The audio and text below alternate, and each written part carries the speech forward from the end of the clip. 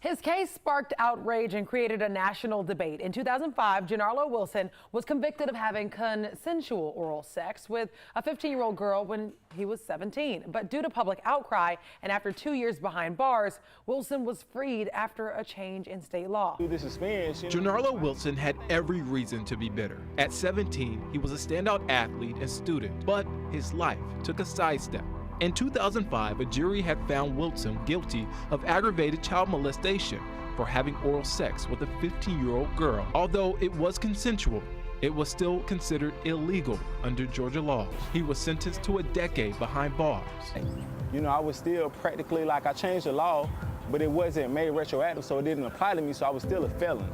But after the help of several powerful people, the Georgia Supreme Court overturned Wilson's 10-year sentence, and he was released in 2007. He started the organization Hogs, helping others generate success. The group recently helped organize a back-to-school event in DeKalb County. They also bought out South Lake AMC movie theater for a group of young people to go see the Brian Banks movie. They tried to bring me down. I was accused of something I didn't do.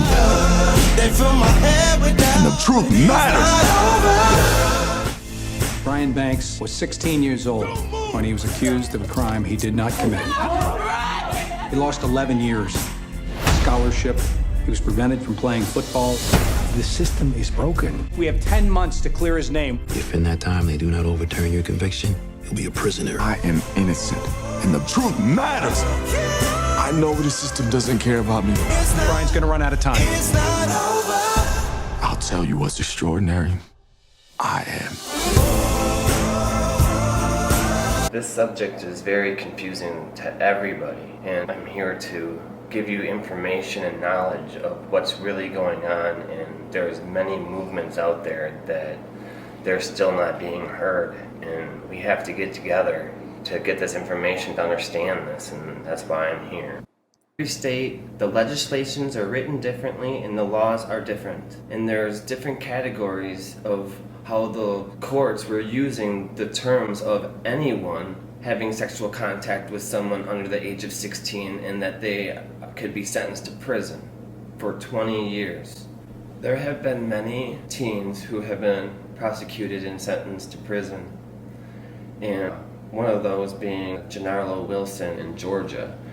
When he was 17, he was on video of a 15-year-old giving him oral sex. And because of the video, even though the 15-year-old's willing and he's willing, that was enough. So he went to jury instead of taking a plea. And the jury had to find him guilty, even though the jury doesn't agree with what's going on, and then he gets sentenced to 10 years because of the evidence of that video. In 2007, he was released for cruel, harsh, and unusual punishment. And his case is the case that started picking up the Romeo and Juliet bill. The bills that help straighten out the legislations where the courts cannot prosecute teens consensually with another teen. When the legislation bills went through Genarlow State in Georgia in 2007, the legislators did not make it retroactive for him. He was released from his appeal for cruel, harsh, and unusual punishment, which is my case. I was anyone according to the legislation. I was sentenced to 8 years in prison for an adult crime, even though I was 17. For having consensual sexual contact with someone 15 years old. I was paroled in 2006. For all these years, people didn't believe me that courts did this and that I must be lying or more to the story. But this is what it is. Please help me. I've been kicked off jobs after clients look me up just to see that we're all grouped together and I look like a child molester. It does not say anything about consensual or our age differences. People think I'm a bad person. You'll see that I went through prison and they said I was a role model inmate. That the sex offender therapist in prison said I shouldn't be there when he went through my file and told the rest of the people in group I shouldn't be here for what I am in prison for. But there was nothing he could do either. I know, it makes no sense. I hear about the legislation in my state in 2017 when it came in, and then I even have through Facebook, when I used to have Facebook before they kicked all the convicted sex offenders off, so now I don't have Facebook, that from Governor Walker that they were making this retroactive for us.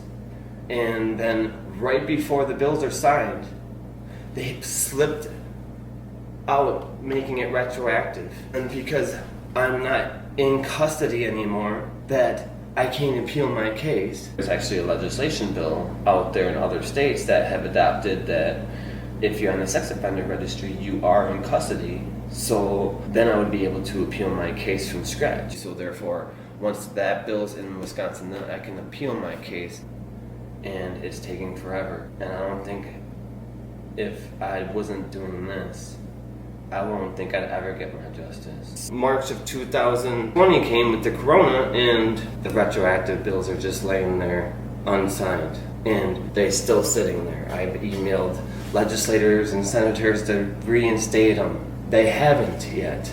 In June's right here around the corner, and that's when they do bills. And then they sign them in March. I shouldn't be waiting anymore. I didn't hear of Genarlow's case or the Romeo and Juliet bills until 2017. We will be protesting Wisconsin Capitol February 8th through the 18th from 10 a.m. to 5 p.m. This is to introduce and pass numerous bills that removes roadblocks for teens who were wrongfully prosecuted, and to stop courts from continuing to prosecute teens for consensual, nonviolent crimes. Crimes that were written for adults to protect teens from adults, but instead used against teens because they were anyone in the legislation. I can't wait for you guys to get to know me more and know more what happened, and it is just unbelievable. And how recidivism and all this we can slow this down. First of all, we gotta break cycles, and we gotta start communicating with one another. You know what I do? I stay at my home most of the time. I stopped enjoying life because I can't have a normal life. And there's so many others like me. And they need to hear my voice because I'm speaking for them, truly.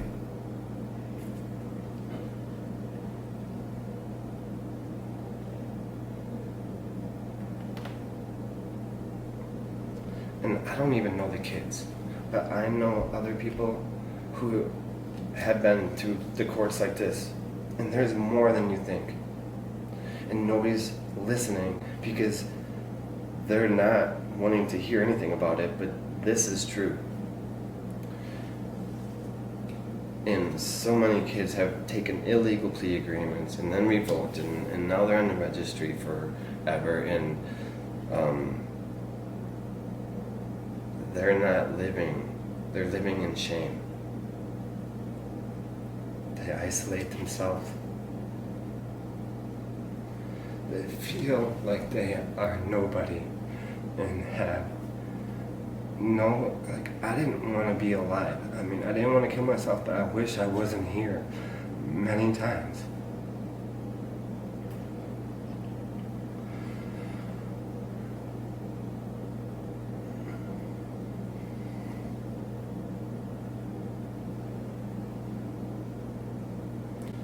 And I'm a good person, and so many of them are.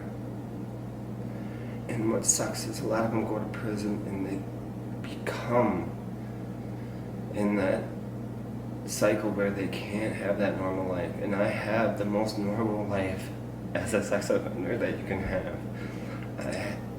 I have a lot of successes, even though I don't feel it. But if you knew it, you would be like, wow, this guy did this and this and this. And through all of this, and I'm still here, and I'm still talking, and I'm not gonna stop talking anymore. I'm gonna keep talking. And when I get my pardon and get my justice, I wanna help others, and it is important. is unfortunate.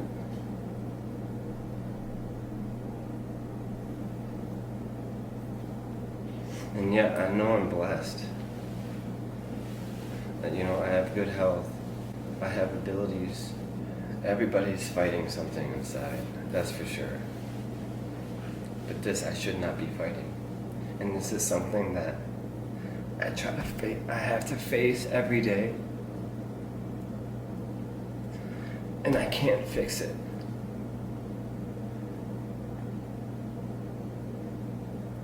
And I'm a person, when you have an issue or a problem, you fix it and you face it. Well, I face it, but there's nothing I can do because I've done it.